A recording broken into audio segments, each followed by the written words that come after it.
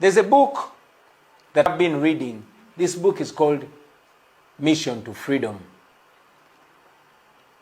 Uganda Resistance News. It was written between 1981 and 1985. This book was written by Museveni and his friends. I want to quote from this very book. I will read for you a little bit from page 3.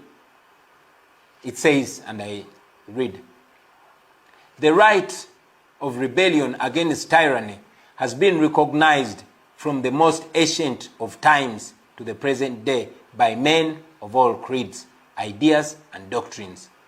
It is part and parcel of the notion of political liberty. It transcends any narrow laws enacted by petty dictators and despots." The right to rebellion transcends any laws enacted by petty dictators and despots, just like Museveni. He goes on to say, the right to rebel against tyranny was at the very root of the American War of Independence against the British imperialism.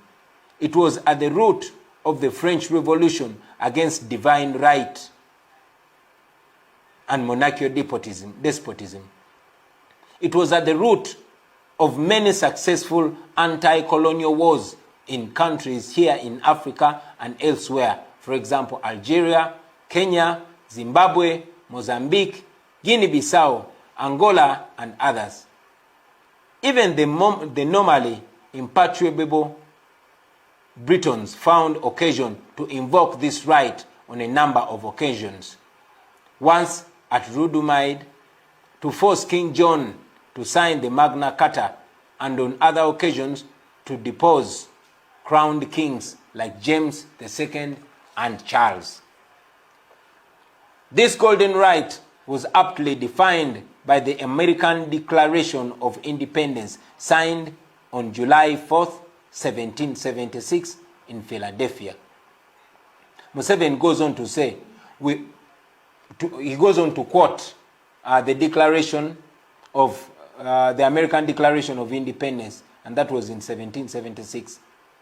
It says, "We hold these truths to be self-evident, that all men are created equal, that they are endowed by their Creator with certain inalienable rights, that among these are the right to life, to liberty, and the pursuit of happiness. That to secure these rights, governments are instituted among men, deriving their just powers from the consent of the governed. That whenever any form of government becomes destructive to these ends, it is the right of the people to alter, abolish it, and to institute a new government, laying its foundation on such principles and organizing its powers in such form as to them shall seem most likely to effect their safety and happiness." Museveni goes on to say, "Indeed, rebellion against tyranny is not only a right, it is a duty for all oppressed people to carry out. The glorious men of the French Revolution stated this truth most aptly in their Declaration of Rights of Man. When a government violates the rights of the people, insurrection is for them the most sacred of rights and most imperative of duty." Muwulire ebigambo bya Museveni. That is Museveni. He says, I'll read this again. The glorious men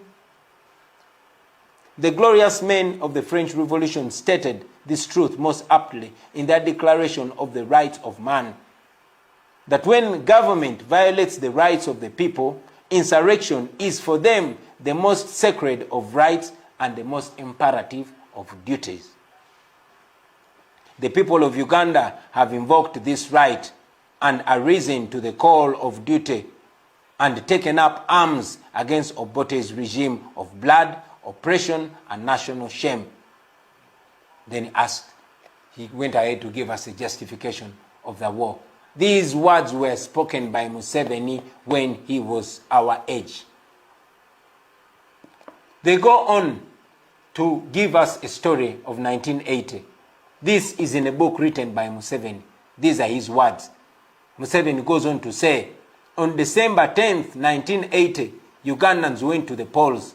By late afternoon on December 11th, it was clear that UPC and Obote were heading for a resounding defeat, in spite of all the rigging that they had done at earlier stages of registration of voters, nomination of candidates, demarcation of electoral boundaries, etc.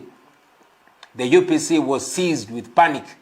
Paulo Muwanga, at the time Obote's proxy as head of government, took over the powers of the Electoral Commission, and by his decree of December 11th, 1980, the decree stopped the returning officers and the Electoral Commission itself from declaring any results unless such results were personally approved by Muwanga.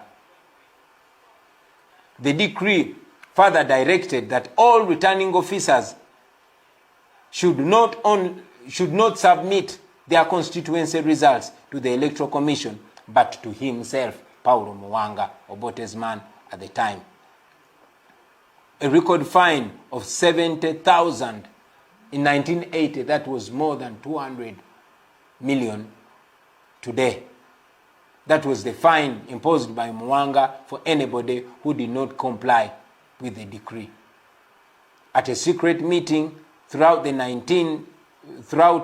night of December 11th, Obote and Muwanga proceeded to allocate seats to their party cohorts, even those that had not even gotten 10% of the votes.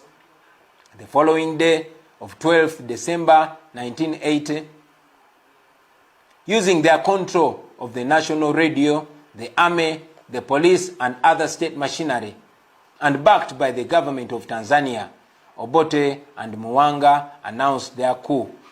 One became the president, the other became the vice president and minister for defense. Once again, a minority and unpopular clique was imposed on the people of Uganda, leaving them with no option but to take up arms in defense of the democratic rights. Those are words of Yoweri Museveni in 1980 up to 1985. Do you find any similarity to today? If you only remove the name Obote and put the name Museveni, if you only remove the name Paulo Muwanga and put a name of Byabakama, you'll find that this whole writing becomes fresh again. Fellow Ugandans, we are back to that same point 40 years later.